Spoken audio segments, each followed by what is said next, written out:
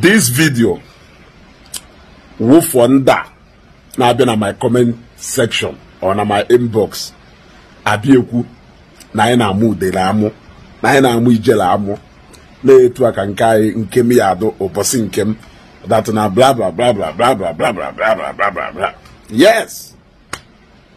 Adame dina ye ana mamu Udele amu ana mamu Ijele amu.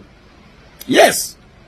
Reason nji amu ya amu is because you cannot say that na Ijele as onye Igbo na ekafia n'anya carry the people like us, because we cautioned him countlessly, and we did so for so many people.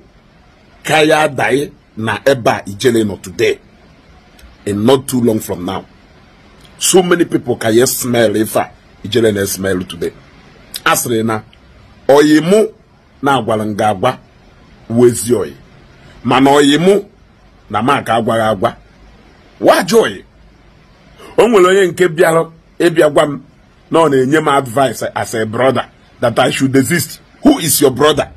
Muna go nwanne muna go yiri mbambisi ya Igbo odukisimbu odukisimbu. Your brother no na detention now for 75 days. You failed him as a brother.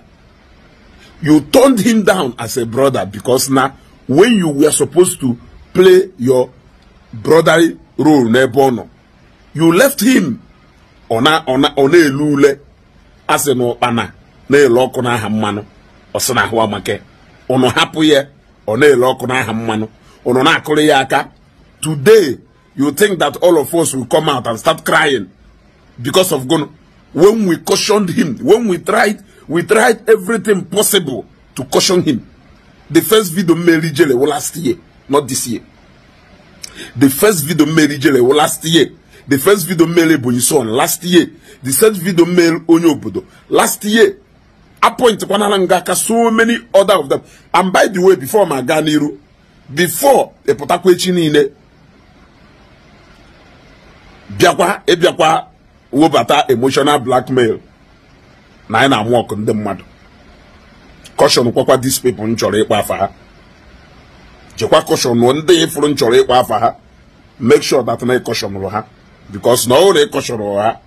Ole jiri kwa aye ka ya muhamu. Ama na yota ife nkuru.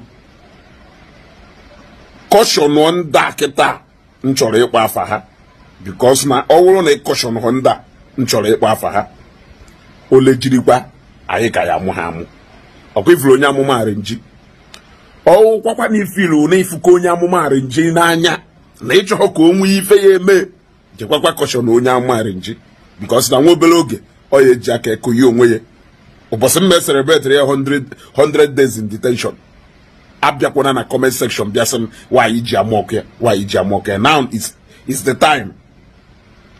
Okwifuru 042 Rolex jekwakwa caution no ye na owo na ifuru ya n'anya. You are all more Igbo people like us. You are more Igbo than us. That's na ya for na ye wunda job na nandi je kwa caution kwa onye doka 042 Rolex. Okwe follow Mama 3G. Okwe for Mama 3G. Onwere ike idere ahụ na maka na obodo oyiwo. Onye awu a lady nwata nwanyị pụtalụ febe mmadụ tili video ebe ọ na-akpọ Ebuka Obi iyi.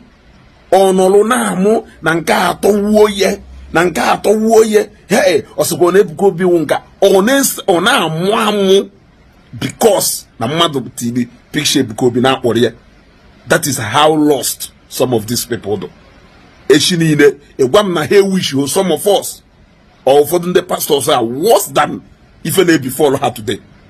The moment if before had dakwasa he bido claim we victims ki we draw a sympathy ki we mebele hebele agwa mon na my emotional chamber wona since e what I go I judge with my senses, I reason with my senses and my brain and what even emotion me e what I go chiso mama ogwagwa na ifuru chiso mama n'anya caution oye kita echikwu na mgba ahụ iburu biara anyị na comment section. Ezawo ọ kwakwa na ifukwala eze awọ n'anya ịma na okowe kwakwa na njaba mmiri njaba bụ alịka obi mmiri njaba nke ha ya atụkwu ka mgbe ndebe ha kpuru isi onwekwa onye nwe taịm ije kpuru ijere isi ma ije dọkọwa akwa ijere ọrịa akwa ijere ya eji aka edọkasịcha ya n'ahụ ebe ahụ ọ nọ ntutu ya eji aka edasịsịcha ya n'isi ebe ọ ya nọ chekwakwa kọshọn eze awọta na onye ifiri onye fụkwara ya n'anya karịa nwa na awọ nụkwe ahead of time. Ịghọtago Ebonyi son ịghọtana even in as much as na nyanwe nwewe na factory resetting ga-enyere ya aka ka that factory resetting nwee ike reset nwuo very well ka that factory resetting nwee ike reset nwuo very well. Ebuka bilie di change ọkwa na ifiri kwa na ifuru ndị a n'anya kpọọ ha advice ya ha kịta. This is the time ha need your advice.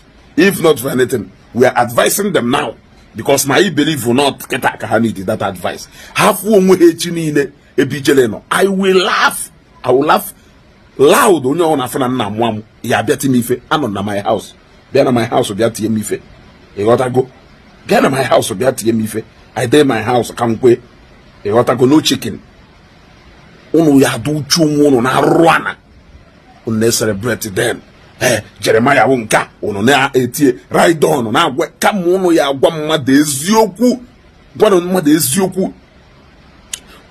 eziokwu unu na-eneri anya ọkpana na-ere ọkụ n'aha mmanụ firuo n'ahụ ya mara mma. Today ọ chọpụtago na ahụ ya ewu ọkụ ka ọ na-ele mgbe ndị mmadụ na-akụrụ ya aka. Ọtago tell people the truth. Criticize Christianity. Criticize whatever thing you feel the pastor name. Do not overstep your boundary. If you need freedom of speech do guaranteed. Freedom after speech enagije enabuhije and do na false allegation against somebody. Today a lot of people can in confidence na Ebuka Obi aya caution another set of people jidekwalo not minded na half ife Chioma versus a risco tomato name.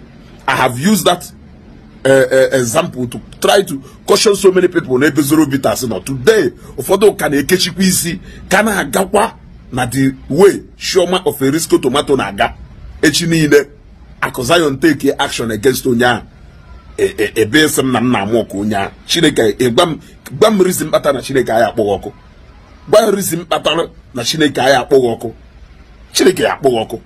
Ịghọtara unu che na ya amụghị ka unu si eme anyị maka unu si eme ife niile a na-eme ndụ unu wishi na anyị ka ọ na-eme ka unu wee nwoke celebrate ya ọfụma. You will only celebrate in your widest imagination, in your dream, because nwanne Adam lose God Adam emegheri ka o wee wụ na gụnụ mere. Ana m akaụntụ okwu na-ekwu n'ọnụ ịmana ime etu ahụ mmadụ ya awụ ana m etu ahụ esi epiki beans etu aka nsi epiki okwu na-ekwu n'ọnụ. Ịghọtago so you can only wait forever. Ụbọchị ya amụọkụ you can only wait forever. Ịghọtago etu a unu si chọkụ unu mụọkụ okwuru ọra jee bata etu a ka ihe esi eche ụbọchị ya amụọkụ nwanne njekwe mbata iwe ma na ikuku ada ama n'ọnya na mụnwe nwe ikuku. Ịghọtago advice ya nụ ndị otu unu n'ọkịta family advice ya mana ha plegido wee baa n'ọnya ya ma ọnya ahụ ma ha ezugo ya pụta mụọ ezigbote amụ. We will laugh at them. Yes, we will laugh at them. If you need the wo ebia sinyeru ha aka obere ka nọrụkwa na-ebekwa akwa akwa gonu ka ị na-ebelu una adịzina na comment section ma bịa ebe akwa help one of these people mkpọsara afọ akịta na ọnwụ na-ịma n'ife iluru na ifụrụfa n'anya chebekwakwanụ until ogunu ya are you mocking them ekwuchakwa na nke ọha n'ọnụ I don't know.